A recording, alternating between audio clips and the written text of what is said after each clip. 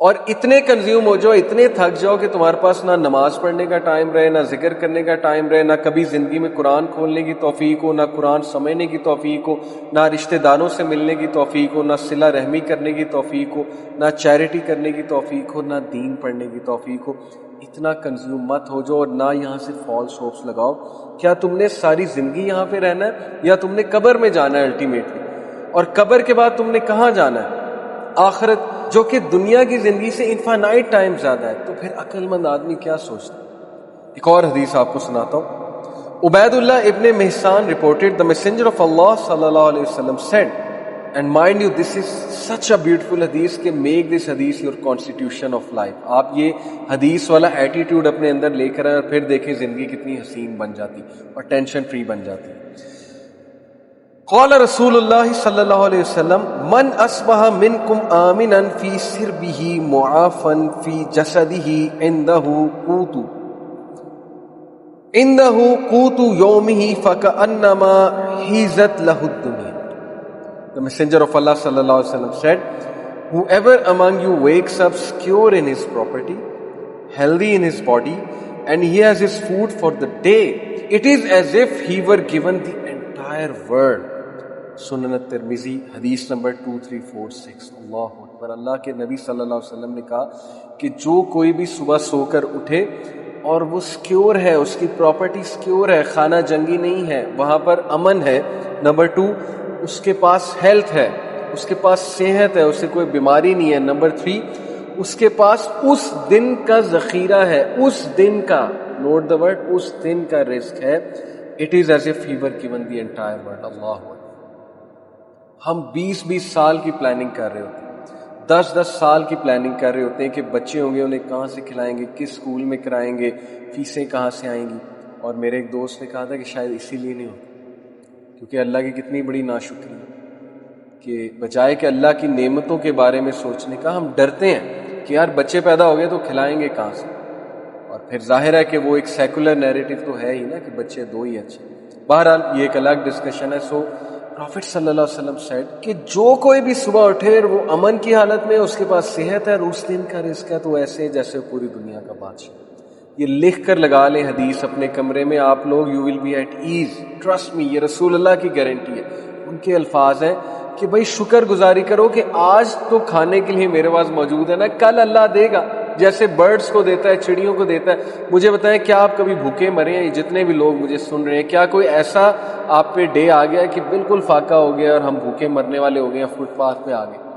تو اللہ تعالیٰ سب کو دیتا ہے، لیکن ہمارے اندر یہ ناشکری اور یہ تذبذب اور یہ بے چینی کیوں پیدا ہوتی ہے؟ Because we are always seeing Instagrams, we are always seeing Facebook, we are always following people, we are seeing pages of brands and clothes and cars۔ پھر ایک رشتہ دار کی پوسٹ آتی ہے کہ اس نے نئی V8 لے لی ہے، پھر ایک رشتہ دار کی پوسٹ آتی ہے کہ وہ تو فلانے ہوٹل میں سالگرہ منا رہا ہے، پھر ایک کی آتی ہے کہ وہ تو فلانی جگہ اٹلی میں یا تھائی لینڈ میں چھٹیاں منانے گئے ہوئے، اور میں یہاں کیا کر رہا ہوں، میں غربت میں رہ رہا ہوں یا غربت میں رہ رہی ہوں، میرے پاس تو کچھ بھی نہیں۔ اور پھر کمپیریزنز ہوتے ہیں، اس کا خامد تو یہ کرتا ہے، اس کی وائف تو یہ کرتی ہے، اس کے سسرال والے نے تو یہ گفٹ دیا، اس کے ابو نے تو یہ کیا اور اس نے یہ کیا اور وہ کیا۔ And this messes up our life, such a depressed life, اتنی ہولو لائف، دوسروں کے ساتھ کمپیریزن اور اللہ کا شکر نہ کرنا اور دوسروں کے گھر دیکھ دیکھ کے، گاڑیاں دیکھ کے کمپیریزنز کرتے پھرنا۔ وی شوڈ تھینک اللہ کہ ہمارے پاس اس دن کا رزق تو ایٹ لیسٹ موجود ہے۔ That is the attitude we all need to adapt. So moving on, دیکھیں ٹرائلز کے حوالے سے، صبر کے حوالے سے میں کچھ قرآن کی ورسز اور حدیث آپ کو سناتا ہوں، بیکاز ظاہر ہے کہ جب ٹرائلز آئیں گے تو we have to be very patient. So صبر کے حوالے سے قرآن میں بہت سی آیات، سورہ آل عمران ورس نمبر 200، اللہ سیز یا ایھا الذین آمنوا اصبروا وصابروا ورابطوا واتقوا اللہ لعلکم تفلحون۔ او you who believe, be patient and endure and stand guard and fear Allah that you may be successful۔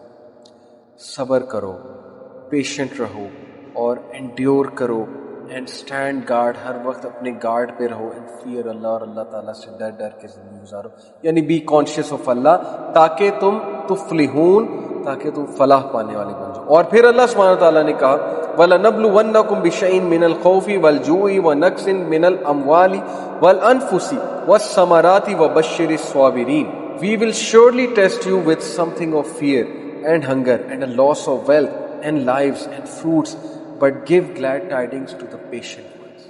And this is Surah Al-Baqarah verse 155 کہ بشارت دے دو صبر کرنے والوں کو کہ جنہوں نے لاس میں برداشت کی اور اپنے منہ سے ناشکری کے جملے نہیں نکالے اور کم پر اکتفا کر دیا، جتنا ہم نے اسے دیا تھا اس پر وہ راضی ہو گئے. اس کا یہ مطلب نہیں ہے کہ ہم گرو نہیں کر سکتے، ہمیں گروتھ کی طرف نہیں جانا چاہیے، لیکن not on the expense of the philosophy of life.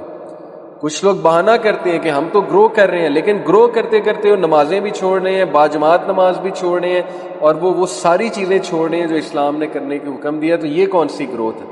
ایسی گروتھ سے اچھا ہے کہ بندہ غریب ہی رہے اور نمازیں پڑھ لے. سیدھی سی بات ہے، آخرت تو اپنی سیو کر لے، لیکن گرو کرنے میں کوئی حرج نہیں. بہرحال دین سورہ زمر میں ورس 39 چیپٹر 39 ورس 10 میں اللہ سبحانہ وتعالیٰ سیز انما یوفی الصابرون اجرہم بغیر حساب، بے شک صابرین کو اللہ تعالیٰ بے حساب اجر دے گا. یعنی اتنا اجر دے گا، اتنا اجر دے گا کہ انسان سوچ بھی نہیں سکتا. ایک حدیث میں آتا ہے کہ نبی اکرم صلی اللہ علیہ وسلم نے کہا کہ ایک شخص جس کو ساری عمر غم ہوا ہے، کہ ایک شخص جس کو ساری عمر غم اور مصیبتیں اور پتہ نہیں کیا کیا جھیلا ہوگا اس شخص نے، خاتون یا مرد جو بھی ہوگا، اس کو اللہ سبحانہ تعالیٰ قیامت والے دن لائیں گے اور جنت کی نہر میں ایک ڈبکی دلوائیں گے، اور اس کے بعد نکالیں گے اور کہیں گے کہ کیا تمہیں کبھی غم ہوا؟ تو وہ کہے گا اے میرے رب غم کیا ہوتا ہے. یعنی اتنی موٹیویشنل احادیث ہیں، اتنی زبردست احادیث ہیں، اتنا مواد موجود ہے انسان کے موٹیویٹ ہونے کے لیے اور زندگی کی مشکلات سے لڑنے کے لیے، اور چاہے جو مرضی ٹیسٹ اور ٹرائل آ رہا ہے اس سے صبر کے ساتھ ڈیل کرنے کے لیے کتنی موٹیویشن ہے. لیکن ہم پڑھتے نہیں ہیں، اس لیے ہم ڈی موٹیویٹڈ رہتے ہیں، ہم شیطان کے چنگل میں آ جاتے ہیں، شیطان ہمیں ہوپلیس کرتا ہے. So we need to go to the Quran and حدیث، we need to really read this حدیث. اور پھر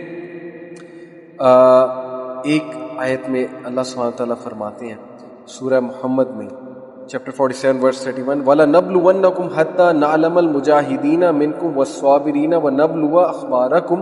We will surely test you until we make evident those who strive among you and are patient, and we will test your affairs. اللہ تعالیٰ کہتے ہیں کہ ہم تمہیں ٹرائی کرتے رہیں گے، ٹیسٹ کرتے رہیں گے، یہاں تک کہ ہم دیکھیں گے تم میں سے اسٹرائیو کرنے والے کون ہیں اور پیشنٹ کون. تو یہ زندگی کا فلسفہ ہے کہ ٹیسٹ ہم ہوتے رہیں گے مختلف انداز سے. Then let me share with you a beautiful hadith about tests and trials. Prophet sallallahu alaihi wasallam said, wondrous is the affair of the believer, for there is good for him in every matter, and this is not the case with anyone except the believer. کہ کیا ہی تعجب والا affair ہے believer کا کہ اس کے لیے ہر bar one one situation ہے. کیسے؟ if he is happy then he thanks Allah and thus there is good for him. اگر تو وہ خوش ہے تو پھر وہ اللہ کا شکر کرتا ہے اور اس میں اس کے لیے بہت اچھائی ہے. if he is harmed، اور اگر وہ ہارم ہوتا ہے کبھی، then he shows patient and thus there is good for him. جب کوئی شر آتا ہے اس تک تو وہ شکر کرتا ہے، وہ صبر کرتا ہے، اور جب کچھ اچھا آتا ہے تو وہ شکر کرتا ہے. تو how beautiful is this affair کہ اس کے لیے win win situation. پھر ایک حدیث میں آتا ہے مَن يُرِدِ اللَّهُ بِهِ خَيْرًا يُصِبْ مِنْهُ. If Allah intends good for someone then he afflicts him or her with trial. جب اللہ کسی کے لیے بھلائی چاہتا ہے تو اللہ تعالیٰ اسے ٹیسٹ اور ٹرائل سے گزارتا ہے، اس کو ریفائن کرتا ہے، اس کو گروم کرتا ہے. وہ بندہ نرم دل بن جاتا ہے دوسروں کے لیے. اچانک ایک ہارڈ بندہ سافٹ ہو جاتا ہے جب اسے غم کا الیکٹرک شاک لگتا ہے. جی ہاں، غم کا الیکٹرک شاک. وہ بندہ دوسروں کے لیے نرم ہو جاتا ہے. وہ بندہ، اس کا ویژن براڈ ہو جاتا ہے، اس کا اللہ پر ایمان جو ہے پختہ ہو جاتا ہے. کتنے ہی لوگ ہیں جو دین میں تب آئے جب وہ کسی حادثے سے گزرے. So yes, this is a fact. And then another hadith said البلاء بالعبد حتى يتركه يمشي على الارض ما عليها خطيئة. The Prophet sallallahu alaihi wasallam said the servant will continue to be tried until he is left walking upon the earth without any sin. This is Sunan at-Tirmidhi hadith number 2398 and it is صحیح حدیث. Prophet sallallahu alaihi wasallam نے کہا کہ ایک انسان test ہوتا رہتا ہے کہ یہاں تک کہ وہ دنیا پر چلتا ہے without any sin, sinless ہو جاتا ہے. کیا ثابت ہوا اس حدیث سے؟ کہ ٹیسٹ اور ٹرائلز ہمارے گناہوں کو دھو دیتے ہیں. So yes, we should be patient. And then لیکن ایک اور حدیث میں آپ کو سنا دوں. اس کا یہ مطلب نہیں ہے کہ ہم ٹیسٹ اور ٹرائلز کی وش کریں، کیونکہ پروفٹ صلی اللہ علیہ وسلم کے مطابق ایک حدیث میں آتا ہے Verily the blessed person is one kept away from trials. Verily the blessed person is one kept away from trials. اور 3 بار کہا verily the blessed person is one kept away from trials. How good is one who is afflicted but bears it patiently. 4 بار یہ کہا. سنن نبی داؤد کی حدیث ہے, حدیث نمبر 4263, صحیح حدیث ہے. پروفٹ صلی اللہ علیہ وسلم نے کہا کہ کتنا ہی خوش قسمت اور بلیسڈ ہے وہ شخص جس کو ٹرائی نہیں کیا جاتا, یعنی جس پہ کوئی بہت بڑا ٹیسٹ اور ٹرائل نہیں آتا. کہنے کا مطلب یہ ہے, 3 بار ہی کہا اور کہا 4تھی بار کہا کہ وہ کتنا اچھا ہے کہ جس کو ٹرائی کیا جاتا ہے لیکن وہ صبر کرے. یعنی ایک تو بلیسڈ ہے اور دوسرا بہت اچھا ہے کیونکہ وہ صبر کر کے یہاں تک پہنچا.